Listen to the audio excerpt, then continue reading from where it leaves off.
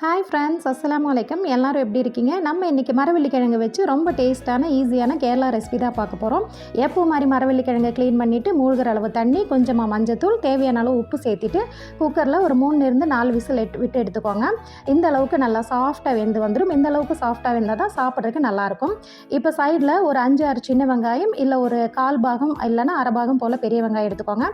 இது கூட காரமாக இருக்கிற ஒரு பச்சை மிளகாய், சின்ன பீஸ் புளி, கொஞ்சமாக உப்பு சேர்த்து இடிக்கல்லையோ இல்லை அம்மிலையோ மிக்ஸி ஜார்லையோ சேர்த்து இந்த அளவுக்கு கொரப்பாக அரைச்சி எடுத்துகிட்டு வந்துக்கோங்க. இது கூட 1 டீஸ்பூன் போல் ஃபுல்லாக தேங்காய் எண்ணெய் சேர்த்துக்கோங்க.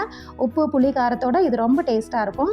இது கூட நம்ம பாயில் பண்ணி வச்சுருக்கிற மரவள்ளிக்கிழங்கை தொட்டு சாப்பிட்டு பாருங்கள், அவ்வளோ டேஸ்ட்டாக இருக்கும். இது வரைக்கும் ட்ரை பண்ணாதவங்க கண்டிப்பாக இந்த ரெசிபியை ட்ரை பண்ணி பாருங்கள். நம்ம சேனலில் ஆல்ரெடி மரவள்ளிக்கிழங்கு வச்சு நிறைய ரெசிபி போஸ்ட் பண்ணியிருக்கோம்.